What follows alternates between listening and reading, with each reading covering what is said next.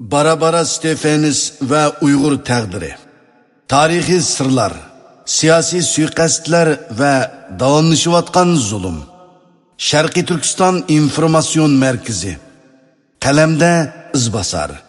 Tarixning sirliq ayrıpılan vaqeaları.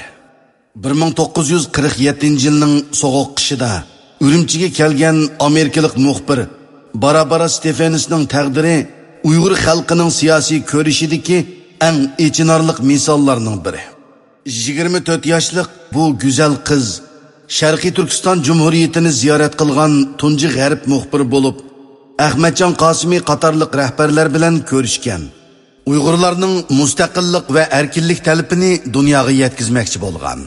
Ammo uning ayrıpılan vaqasida g'oyib bo'lishi, uningdan 2 yil keyin Ahmadjon Qosimiyning o'xshash taqdirda o'limi buning bir tasodifiylik emas, balki siyosiy suiqasdning bir qismi ekanligini ko'rsatdi. Bu vaqalar Xitoy Kommunistik Partiyasining Uyg'urlarga qarshi zulmining tarixiy taraflarini, Sovet ittifoqi bilan Gomindangning Uyg'ur taqdiridagi rolini cho'nqur analiz qilishga imkon berdi. 1944-yili ili Tarbag'atay va Altay rayonlarida qurilgan Sharqiy Turkiston Jumhuriyati Est Turkiston Republik Sovet ittifoqining qo'llashi bilan Gomindang hokimiyatiga qarshi Uyg'urlarning erkinlik kurishining simvoli bo'lgan. Ahmadjon Qosimiy boshchiligidagi bu jumhuriyat Manas daryosini chegara qilib Gomindang bilan urush to'xtatgan bo'lsa-mu, 1946-yili birlashma hukumat qurilib, Uyg'urlarning ta'siri kengaygan.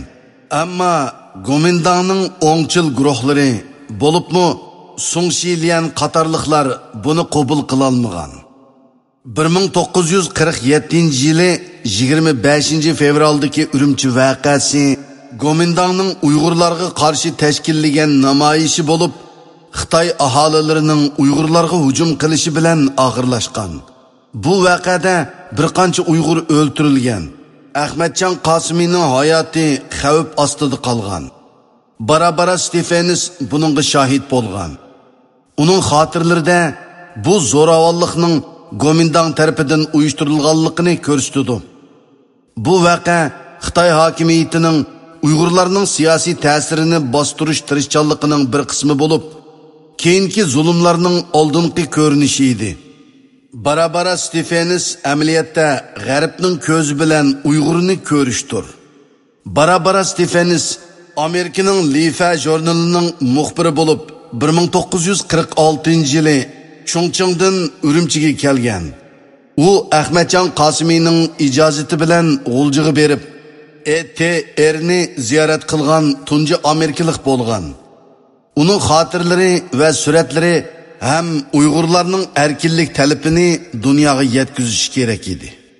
Jang Jejungdan so'rgan savoli, Jungo nimishqa Xinjiangga mustaqillik bermaydi? Buning eng aniq misoli edi. Uning Tarim vodisidagi 3 oylik ziyarati Uyg'urlarning madaniyati, siyosiy vaziyatini tekshirgan.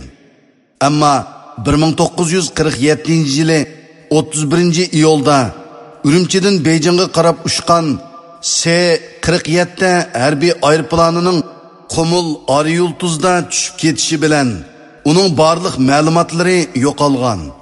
Thomas Lairtning Into Tibet kitobida buningga ishora qilingan bo'lib, uning o'limining sirliq ekanligini ta'kidlaydi.